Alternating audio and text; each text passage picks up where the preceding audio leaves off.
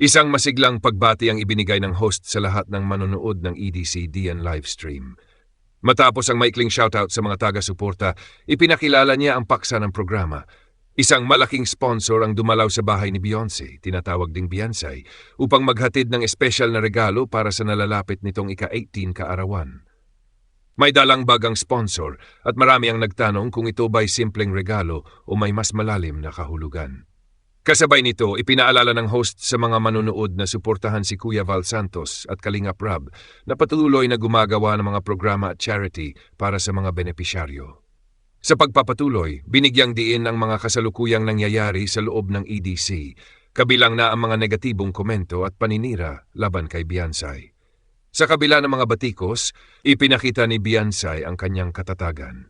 Hindi niya pinapansin ang masasakit na salitang ibinabato sa kanya, kabilang ang maling bansag na siya ay pokpok.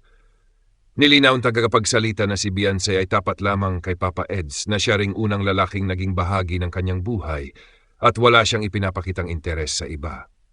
Ipinunto rin na si Beyonce ang isa sa pinaka-binabatikos na benepisyaryo ng Kalingap, ngunit sa kabila nito, siya rin ang nagpapakita ng pinakamatibay na loob. Sa lahat ng issue, nandiyan si Papa Eds upang ipagtanggol siya at alalayan sa bawat pagsubok. Gayun din, buwang suporta ng Team Kalingap at ng mga solid viewers na nagsisilbing lakas at inspirasyon ni Beyonce. Pagkatapos ay muling ibinalik ang usapan sa nalalapit na ika-18 kaarawan ni Beyonce. Ibinunyag na ang nasabing sponsor ay galing pa sa ibang bansa at nag-check-in malapit sa resort na magiging venue ng kasiyahan. Bukod sa espesyal na bulaklak, may dala pa itong sorpresa na bubuksan mismo sa araw ng debut. Binigyang din ng host na napakaraming biyayang dumarating kay Beyonce sa panahong ito, patunay na ang kanyang 18th birthday ay magiging napaka-espesyal at engrande. Malaki rin ang inaasahang suporta mula kina Kalingap Rob at sa buong komunidad ng mga manonood. Sa huli, tiniyak ng host na hindi lamang ang mga sponsor ang magbigay saya sa okasyon, kundi lalo na si Papa Eds na may nakahandang espesyal na sorpresa at mga kasayahan tulad ng sayaw at palaro. Ang lahat ng ito ay magdadala ng tuwa hindi lang kay Beyonce, kundi pati sa mga manonood na matagal nang sumusubaybay sa kanilang journey. 3 araw bago ang ika-18 kaarawan ni Beyonce. Lugar, EDC Community Kalingap Network. Mga tauhan, Beyonce, tinaguri ang pambansang Wi-Fi, magdiriwang ng kanyang 88th birthday. Kalingap Kiel, nagulat at nagbigay ng update sa paghahanda. Kalingap Rob, may-ari ng ipinakitang video katuwang sa event. Kuya Val Santos Matubang, Edna Vlogs, Madam Jackie Tapia, patuloy na sinusuportahan ng komunidad. Mga sponsors, ka-member sa Karepa, mga OFW silent viewers at iba pang taga-suporta. Pangunahing kaganapan. 3 araw na lang at magaganap na ang engranding dip ni Beyonce na tinaguri ang malaking big event ng komunidad. Abala na ang lahat sa paghahanda. Nakahanda na ang susuotin ni Beyonce at iba pang kagamitan. May sinagawang photoshoot bilang bahagi ng preparasyon. Inaasahang maraming sorpresa, pagkain, regalo at suporta mula sa malalaking sponsors. Espesyal na tampok. Bukod sa selebrasyon mismo, pinakahintay ng mga taga-suporta ang anunsyo o pasabog mula kay Kalingap Edu at Beyonce tungkol sa tunay na estado ng kanilang relasyon. Malakas ang kilig at suporta ng mga fans sa kanilang love team, tinatawag ding pambansang Wi-Fi. Mensahe sa mga taga-panood, ibinigay ni Kalingap Kiel ang mga mega love shoutout sa sponsors, ka-member, OFWs at silent viewers.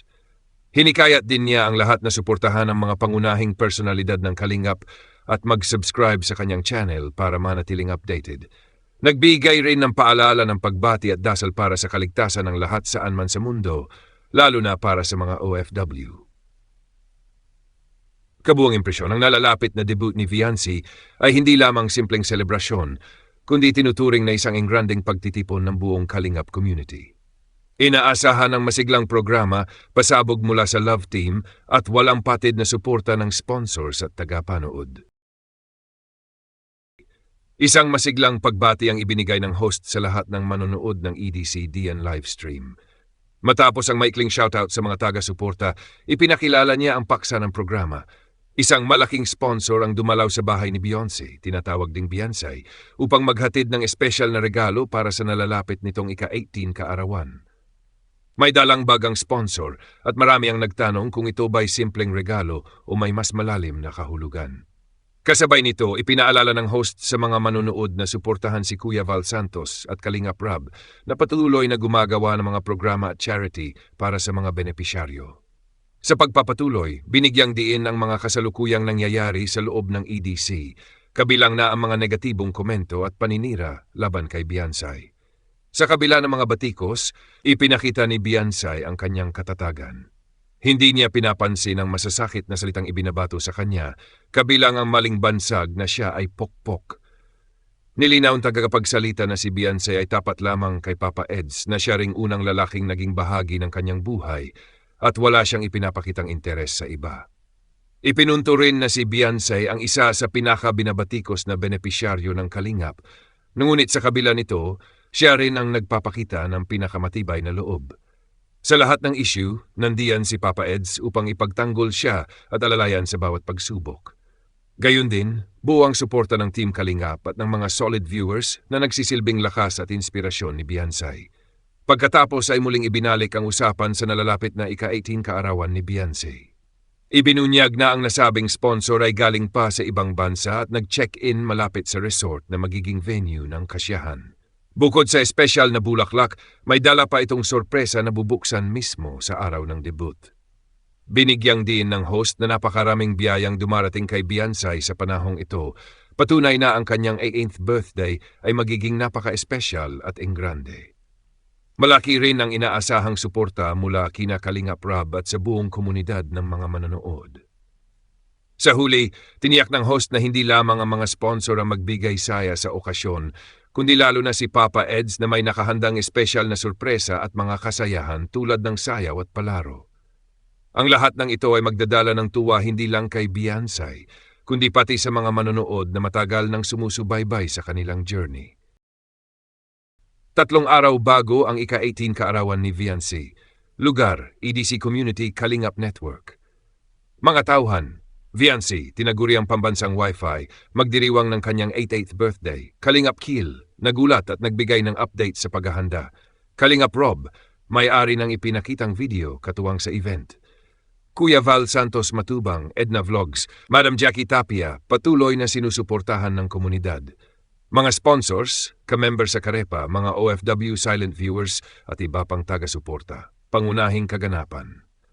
3 araw na lang at magaganap na ang engranding dip ni Beyonce na tinaguri ang malaking big event ng komunidad. Abala na ang lahat sa paghahanda. Nakahanda na ang susuotin ni Beyonce at iba pang kagamitan. May sinagawang photoshoot bilang bahagi ng preparasyon. Inaasahang maraming sorpresa, pagkain, regalo at suporta mula sa malalaking sponsors. Espesyal na tampok. Bukod sa selebrasyon mismo, pinakahintay ng mga taga-suporta ang anunsiyo o pasabog mula kay Kalingap Edu at Beyonce tungkol sa tunay na estado ng kanilang relasyon. Malakas ang kilig at suporta ng mga fans sa kanilang love team, tinatawag ding pambansang Wi-Fi. Mensahe sa mga taga-panood, ibinigay ni Kalingap Kiel ang mga mega love shoutout sa sponsors, ka-member o